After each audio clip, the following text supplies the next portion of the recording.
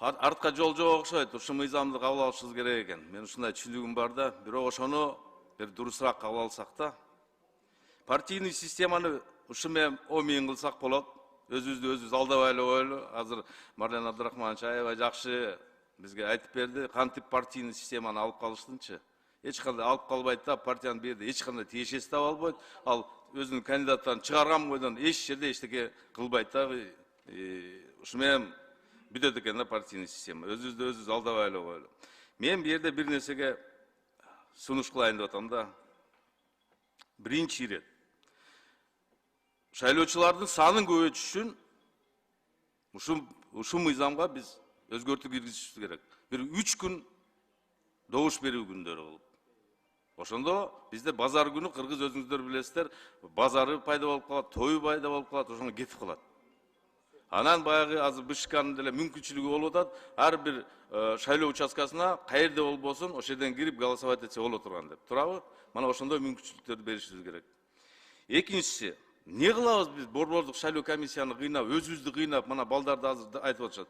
Аймакка бөлүп 30 округ кылыпчы. Кегиле бир округ кылайлы. Мамлекет боюнча бир округ кылып туруп, ошол жерге мана ар бир 30 округтан 10 адам чыкса, бир бюллетенде 300 адам болот экен болгону. Мүмкүнчүлүк болот ошондой дагычы. Каалаган жерден добуш берип, мына ушунчалык эле демократия ойнобуз келип атабы, ушунчалык одномандатный округ кылгыз келип атабы, кегиле. Ушу Кыргызстан боюнча утканы келсин 90 ошочу. Аялдарга берели болуптур 20дан 25ке чейин квота. Ушунчалык эле кегиле мына единый бир округ кылайлы. Экинчи окууга мен киргизем ушу сунуштучу. Ушунчалык партийный система жакпай атса, кегиле бир единый округ кылып туруп, мына мыктылары келсин. Не кылабыз кыйнап? Борбордук шайлоо комиссиянын башын ортуп бүтөбүз биз. Шайлоо башталган чыктычы. Бардыгыбыздын достубуз бар шайлоо комиссиянын, борбордук шайлоо комиссия. Мен округ мындай кылып бер, мен округ мындай кылып бер депчи. Ит акмагын чыгарабыз булардын дагычы. Ошондуктан кегиле бир единый округ кылайлы дагы, бардыгыбыз ошо единый округга барып, ошол жерде иштейли мына мамлекет боюнча. Ошол жерде да силердин принцибиңер сакталат. Бир кандидатка бир голос. Бир добуш. Туурабы? Мана ошондуктан мен экинчи окууга ушу сунушту киргизейин дагычы, башты оорутпай, жакшынакай үнөмдөө маселесин көтөрүп атабыз. Мана тиктерди жок кылгыла. Участковый комиссия менен иштей берет борбордук шайлоо комиссия. Азыр автоматизациясы да болду. Турабы? Мүмкүнчүлүгүңөр бар. Турабы ошондой? Мана үнөмдөө. Үнөмдөгүл ошондо. Рахмат. Бактыбек Үсенович, албетте мен жогоруда айтпадым. Сунушуңузду бериңиз, талкуулайбыз.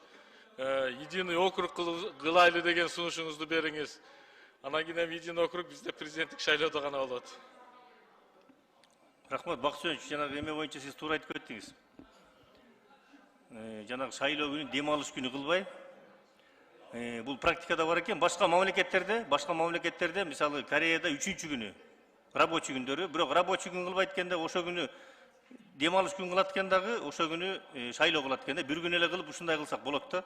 Эми сунуш менен кабыл алсак болот. Анткени суббота, воскресенье күнү баары тең өзүнүн жумуштары бар экен. Үй бүлөлүк жумуштар бар. Конокко барышат, тияка барышат дегендей. Ошон үчүн эгер ушул сунушту берсеңиз, бир 3-чү, 4-чү күнү ошо шайлоо күнү кылалы депчи. Бериңиздер ал сунушуңуздарды, албетте биз иштеп аны иштешкенге даярбыз.